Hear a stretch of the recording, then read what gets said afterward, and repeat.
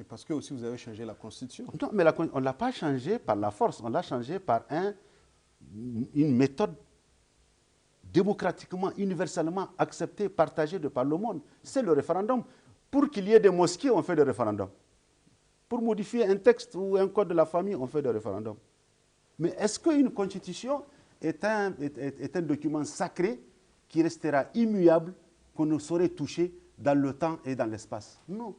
Mais le président Tanja avait fini ses 2 mandats. Mais il a fini ses 2 mandats. À la différence justement de ce qui se passe aujourd'hui au Sénégal ou dans d'autres pays, c'est le peuple qui a demandé à Tanja de continuer. Mais que veut le peuple? Le peuple, justement, c'est qui le peuple? Le peuple, bon, il y a eu une définition. Ça, allez-y la regarder. Mais nous, à l'époque, pour nous... Votre définition, c'était quoi le peuple, c'est les Nigériens qui sont sortis dans la rue pour demander que Tanja continue. Je peux défier n'importe qui. À qui une seule fois Tanja s'est adressé pour dire que moi je voulais continuer. Qu'ils le disent. Qu'ils le disent. Le Nigérien, qui qu'il soit, où Tanja est allé le voir pour lui dire fais tout pour que moi je prolonge mon mandat ou que je reste. C'est les Nigériens qui sont sortis. Ils font des déclarations, ils font des marches, des organisations de la société civile. Mais pourquoi vous, si vous voulez aller au pouvoir, vous pouvez remuer ciel et terre et que d'autres ne peuvent pas le faire? Pourquoi? Contrairement, par exemple, à certains pays comme le Sénégal. Aujourd'hui, Ouad, regardez ce qui se passe dans son pays. Ce n'est pas le cas du Sénégal, n'est pas la photocopie conforme du Niger. C'est 2 choses différentes. Oui. Il n'y a aucun peuple qui est sorti, aucune région n'a demandé son maintien. C'est vrai qu'il a un parti politique qui le soutient, mais ça s'arrête là. Ce n'est pas le cas chez Tanja. Or aujourd'hui, après le coup d'État de la 6e République, beaucoup de Nigériens constatent, surtout encore mieux avec l'avènement de la 7e République, que ça a été un véritable gâchis, un coup d'État pour rien, parce que c'est un recul de 20 ans. Il y a eu la restauration de la démocratie. Oui, mais la démocratie, mon cher, ne se mange pas. La démocratie ne se met pas dans la poche. Vous-même, vous dites qu'aujourd'hui, la santé économique du Niger est malade. Le Niger est à la croisée des chemins. C'est ça la démocratie restaurée. Quand les gens sont dans la rue, quand les gens sont affamés, quand les hôpitaux ressemblent plus à des mouroirs, quand les villages nigériens sont en train de se dépeupler, quand Niamey est envahi par les populations pratiquement rurales, c'est ça la démocratie restaurée? Je vous pose la question. Je pense que si nous militons pour la démocratie, pour la bonne gouvernance, c'est pour préserver un certain nombre de prérequis, mais également engranger des acquis dans le cadre de renforcement du pouvoir d'achat des citoyens, dans le cadre de la bonne gouvernance économique, sociale, politique, institutionnelle. Regardez l'école nigérienne aujourd'hui, l'école publique nigérienne. Mais ça ne date pas d'hier. Ça n'existe, ça ne date pas d'hier, mais ça s'est aggravé. Par contre, on nous a dit, dès que les autorités de la 6e République viennent, ils vont recruter 50 000 fonctionnaires par an. Ils vont recruter ceci, cela. Qu'est-ce qu'on a recruté aujourd'hui? Et pour vous dire que c'est du bluff, et les Nigériens aujourd'hui, la mort dans l'âme, constatent qu'ils sont loin des objectifs qui leur ont été assignés à la campagne de 2010. Mais le mandat ne fait que commencer, il n'a même pas 1 an. Mais il y a des signes précurseurs. Si vous pouvez aller à bon port, il y a des signes qui vous disent que vous êtes incontestablement sur la bonne voie. Mais les signes que nous avons aujourd'hui, pratiquement tout est au rouge. Et rien ne nous indique que plus nous évoluons dans le temps, les choses vont s'améliorer. Rien ne nous l'indique. Au contraire, tout s'aggrave. Mohamed Ben Omar, parlant de la 6e République, toujours pour parler des acteurs de la 6e République, comment s'est opéré le choix du Premier ministre Ali Badjo Gamache? Je ne saurais vous le dire parce que je ne suis pas dans le secret. Je ne nomme pas le Premier ministre. Mais je sais que c'est, à mon humble avis, si j'ai un avis à donner, ce n'est pas l'homme qu'il fallait à la tête du gouvernement de la 6e République. Pourquoi? Cela, je le garde pour moi. Faites votre petite enquête et vous découvrirez ce que je vous dis. Vous partagez ça avec les Nigériens? Je le garde pour moi. Hors micro, peut-être je peux vous en parler. Mohamed Ben Omar, nous parlions du Premier ministre Gamache. Est-ce que le gouvernement dont il était le Premier ministre, est-ce que ce gouvernement répondait aux exigences que requiert la manœuvre politique, c'est-à-dire le tazarche, comme on a l'habitude de dire? Vous savez, le Premier ministre Gamache est arrivé à un moment où moi j'ai quitté le gouvernement pour aller aux élections législatives, le 20 septembre 2009, à l'époque avec l'ancien Premier ministre Seyni Oumarou et le ministre des Affaires religieuses Issa Kalabou. Nous avions quitté le 20 septembre et c'est après notre départ qu'il y a eu un réaménagement technique du gouvernement pour nommer Gamache Premier ministre et également d'autres personnalités à certains postes ministériels. Il faut dire, l'objectif que nous nous sommes assignés, Gamache n'a rien à voir avec. Gamache ne connaît ni de près ni de loin tout ce qui a été fait comme travail abattu pour que le président de la République reste. Et les Nigériens en sont témoins. Et je pense que, je disais tantôt, c'est la plus mauvaise des personnes qui puissent diriger un gouvernement de renouveau démocratique, de refondation de la République. Et mieux, nous étions au courant de toutes les démarches faites par ce bonhomme, avec certaines personnalités de la sous-région au moment du dialogue inter-nigérien. Et il a toujours cru que même après le coup d'État du 18 février, qu'il allait être maintenu comme Premier ministre. C'est la nature des hommes. Ils sont ce qu'ils sont. Je pense que l'histoire identifiera qui est quoi, qui peut faire quoi. Et malheureusement, vous avez vu la façon, les conditions dans lesquelles il a été exfiltré, les conditions dans lesquelles il s'est retrouvé en France, ensuite à Dakar. Je ne reviens pas sur cet épisode malheureux. Cependant, je dois dire que nous avons péché. Et beaucoup de personnalités ont trompé le président Tanja dans le choix des hommes. Et ça a été une des faiblesses de notre équipe à l'époque, c'est qu'on avait plusieurs centres de décision. Et cela n'était pas bon pour la collégialité gouvernementale, pour la solidarité gouvernementale. Il y avait des gens qui s'opposaient. Quand je m'oppose à une option, je rends le tablier. C'est cela que voudra le bon sens et l'éthique politique. Mais beaucoup étaient effectivement dans l'équipe, ne partageaient pas idéologiquement, s'entend, la position affichée par le plus grand nombre, la majorité des membres du gouvernement, mais ils ont tenu à rester. Mais malheureusement, en faisant un travail de sabotage interne. Je sais que cependant, beaucoup de nos collègues n'ont pas été solidaires avec nous en son temps. Monsieur Ben Omar, à vous entendre parler, on a l'impression qu'on est sous la 6e République encore. Non, la 6e République a existé. Malheureusement, elle a été enterrée très jeune par ce fameux coup d'État du 18 février que le soldat Salou et ses amis ont fomenté contre les institutions de la République. Et aujourd'hui, je suis convaincu que si on peut rentrer dans son cœur et voir ce qui est inscrit, il regrettera amèrement d'être sorti le 18 février. Mais nous savons que c'est quelqu'un qui est malheureusement utilisé par certaines forces politiques nationales à l'époque. Et aujourd'hui, beaucoup, même parmi les hommes politiques qui ont joué le jeu, ou la société civile qui ont joué le jeu, la mort d'Allam constate qu'un gâchis national a été commis. Oui, parlez de gâchis national. Aujourd'hui, la santé économique du Niger. Le Niger va très mal. Le Niger est malade. Le Niger est à l'hôpital. Totalement. C'est un mastodonte au pied d'argile. Vous prenez le trésor public, il est à sec. Regardez les opérateurs économiques du Nigerien, ils vous disent que c'est des obérés économiques.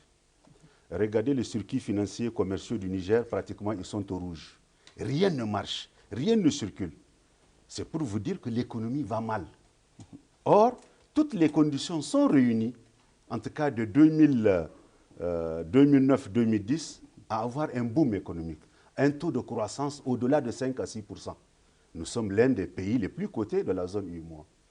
Malheureusement, du fait de la politique politicienne, malheureusement du fait de la mauvaise gouvernance, du fait de l'amateurisme de la classe dirigeante de notre pays, aujourd'hui, tous ces héritages, tous ces acquis sont en train de voler en éclats. Auquel s'ajoute tout naturellement une mauvaise campagne agricole. Or, vous savez, les deux mamelles essentielles de l'économie du Niger, c'est l'agriculture et l'élevage. Et aujourd'hui, ces deux secteurs souffrent justement de la mauvaise précipitation, de la mauvaise pluviométrie enregistrée l'année dernière, mais également des affres de cette sécheresse qui est en train de frapper tout le Sahel d'une façon générale. Monsieur Ben, cela peut paraître un peu incompréhensible pour un député de la majorité, la manière dont vous prononcez. Mais parce que je suis dans la majorité, vous pensez que moi je suis un béni-oui-oui?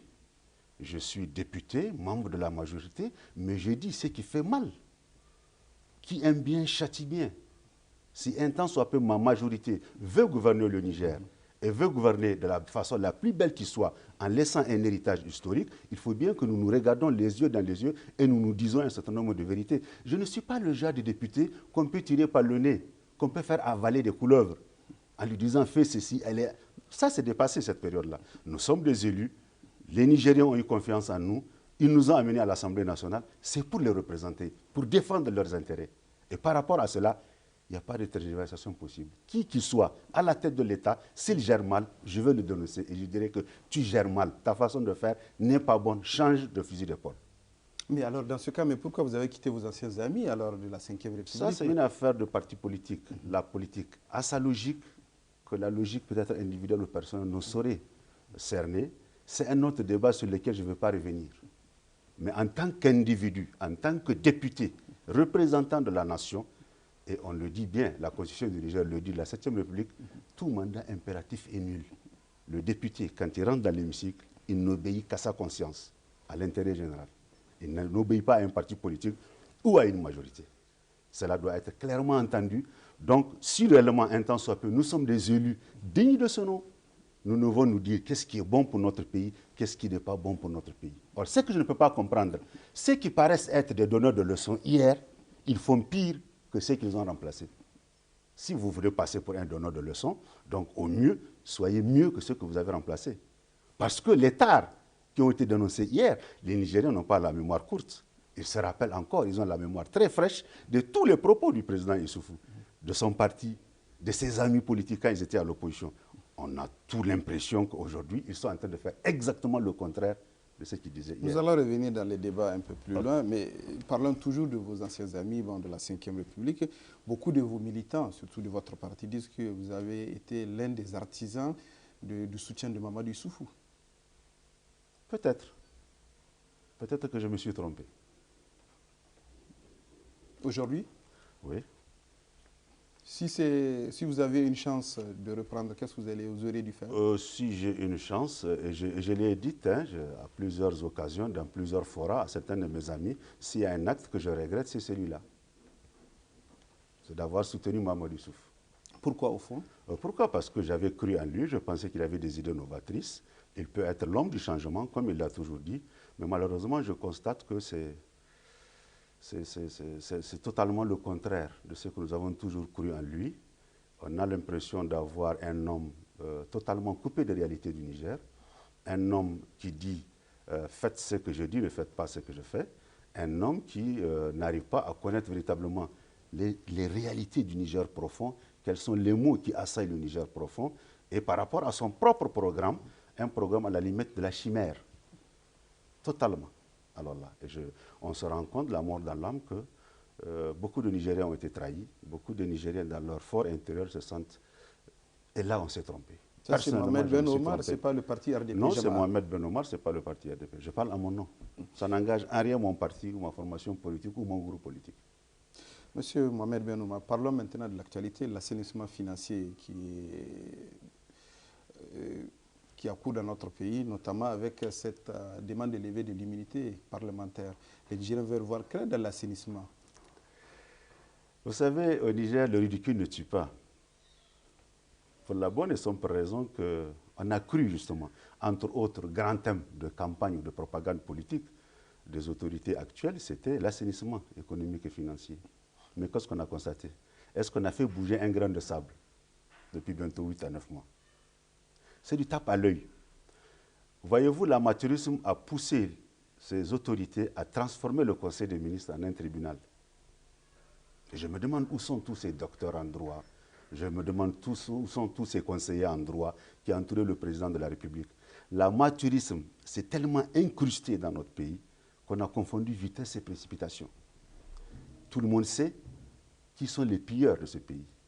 Vous les connaissez, vous? Tout le monde sait. Eux, ils le savent mieux que moi parce qu'ils gèrent l'État. Quand je gérais l'État, je savais qui étaient des pilleurs publics. Et en son temps, nous avons fait, peut-être que ce n'est pas autant, mais nous avons fait ce que nous avons pu. Mais aujourd'hui, on fait un amalgame, un flou artistique, sciemment créé pour créer la confusion. Et pas des moindres des ministres, est sorti pour dire qu'il y a des députés qui osent hausser le ton et leur donner des leçons de morale. D'ailleurs, c'est lors d'une de vos émissions. Et c'est pour ça qu'ils sont partis chercher un dossier. Un dossier qui n'a jamais été rendu plus contradictoire d'abord par rapport aux concernés. Deuxièmement, qui n'est jamais atterri à un parquet, chez un procureur. Le ministre de la Justice le prend et il le balance à l'Assemblée nationale pour demander la levée de l'immunité de certains députés. Mais les gens pensaient que c'était une bombe. Ils pensaient avoir une trouvaille et détruire à jamais certains députés. Au contraire, ils ne font que ragaillardir ces députés. Tout le monde sait que la 6e République a existé. Et jusqu'au 22 décembre 2009 à minuit, Tanja Mamadou était dans la plénitude de ses pouvoirs. Quoi qu'on puisse dire sur le décret convoquant le code électoral, tout le monde sait qu'un référendum a eu lieu en bonne et due forme dans ce pays. Tout le monde sait que la 6e République a existé. Une Assemblée nationale a existé. quoi que les détracteurs pensent. Or, la Constitution du Niger, la 7e même qu'ils ont fait élaborer par leur fameux Conseil consultatif national, savent bien que le président de la République ne répond pas aux actes de gestion. Il ne répond qu'en matière de haute trahison. Et ils ont défini eux-mêmes ce qu'ils appellent acte de haute trahison en insérant cette fois-ci, comme pour répondre à l'histoire, immédiatement, une disposition qui dit la haute trahison, c'est au-delà des déchets toxiques, au-delà de la vente du territoire, le refus d'obtempérer à un arrêt de la Cour constitutionnelle. C'est eux qui l'ont dit, ce n'est pas nous. C'est eux qui l'ont dit. Mais c'est vous aussi. C'est nous aussi, puisque la Constitution a été adoptée. Oui, de la nous sommes majorité, respectueux des lois et règlements de la République. Un référendum a eu lieu qui a accouché de la 7e République. La 7e République, nous sommes partie prenante, nous sommes acteurs de cette 7e République, sans problème. Mais en vertu de quoi on veut nous faire croire que la 6e République n'a jamais existé et que tous les référendums, dans tous les pays du monde, le référendum est le propre de l'État. C'est l'État qui organise le référendum. Qui organise le référendum? Est-ce un parti politique? Est-ce la société civile? Est-ce une personne tierce quelque part isolée qui organise le référendum? C'est toujours le trésor public qui fait sortir de l'argent. Et nous, quand nous avions décidé en Conseil des ministres de convoquer un décret a été pris par le président de la République convoquant le référendum, l'argent qui a été mis à la disposition des membres du gouvernement pour le faire, sillonner les 8 régions du Niger, nous n'avons jamais demandé cet argent d'où est-ce qu'il sort. Est-ce qu'il est rouge, bleu ou jaune? Ça importe très peu. On nous a donné des moyens, 5 millions par ministre, voilà la mission, voilà les moyens, et l'objectif c'est de réussir le référendum. Un point carré. C'est cela la trouvaille justement des autorités de la 7e République pour dire, pensant qu'ils peuvent assainir des broutilles de trentaine, de quarantaine. Vous pensez que c'était un procès de la 6e République? C'est un procès pur et dur de la 6e République, une chasse aux sorcières des autorités de la 6e République. Et je pense que je n'ai pas les mots pour qualifier ce procès-là. Et aujourd'hui, la mort d'un homme, les Nigériens constatent qu'ils sont en deçà des objectifs qu'on leur a assignés. Et que s'il faut noter les autorités actuelles, ce serait la catastrophe.